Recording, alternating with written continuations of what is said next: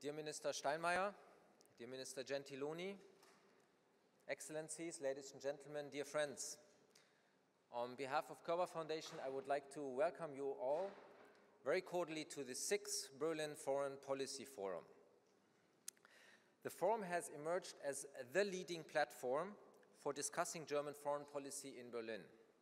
It is the place to come at the end of each year to reflect on the past 12 months and to venture an outlook on the 12 months ahead.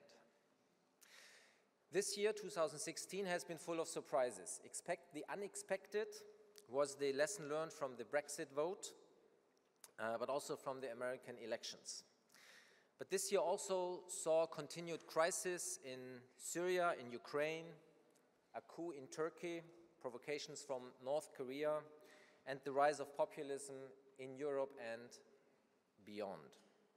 I must say I'm incredibly glad that Körber Foundation is not in the business of forecasting, because with elections coming up in France, in Germany, in the Netherlands, and also in a couple of days a referendum in Italy, a new American administration taking office in January, and manifold crises in our immediate neighborhood and beyond, the next 12 months promise to be no less challenging than the past 12 months.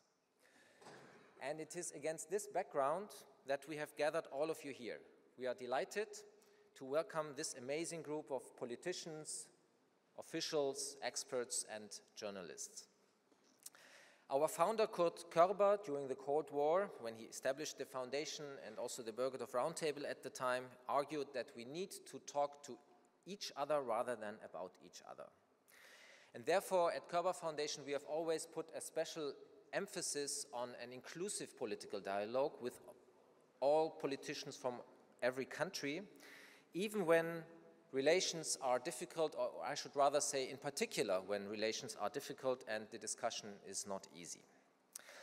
If the success of populist voices in the past has demonstrated one thing, it is that foreign policy should not be discussed only in a closed shop.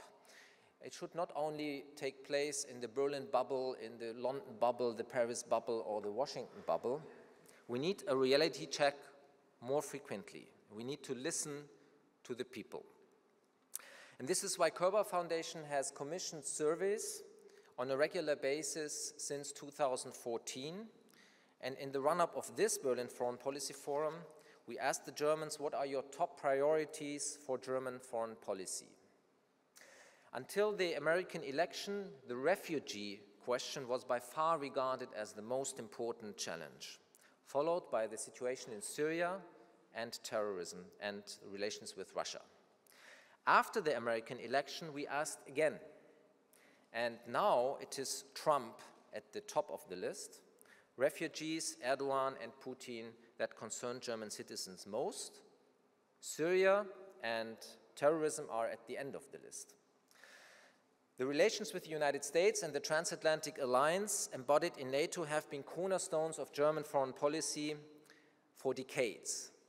Today, Germans are clearly worried about what to expect from a new American president.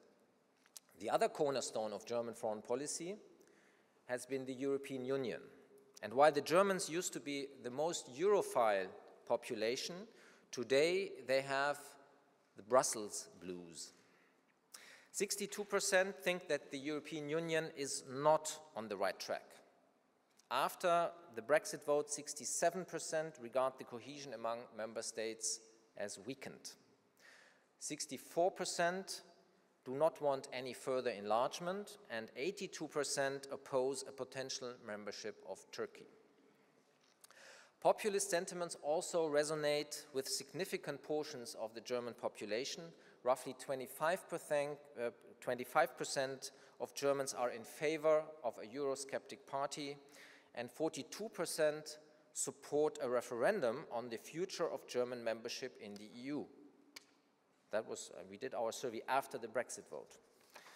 Generally, the survey shows that the renationalization trend in Europe does not stop at German borders. But there is a quantum of solace. While the Germans strongly criticize the current state of affairs in the European Union, they are still very much in favor of the European idea as such and hope for a more transparent and more democratic European Union. And they hope for a stronger role of Europe in international affairs. These results, as ambivalent as they may be, should inspire our discussions today. It is in this light that we ask, how can the European project be upheld in the light of current challenges? What are the perspectives on a rapprochement between the European Union and Russia, and what are the perspectives on managing the manifold conflicts in the Middle East? What role for Asian countries in the world in times of a potential American disengagement? I'm delighted and honored to start the day with a keynote by our Foreign Minister, Frank-Walter Steinmeier. Minister Steinmeier, thank you very much for taking the time to open this forum for a third time. Thank you very much to you and the Foreign Office for your support and the excellent cooperation in hosting this 6th Berlin Foreign Policy Forum. I would like to ask you to take the stage. Thank you very much.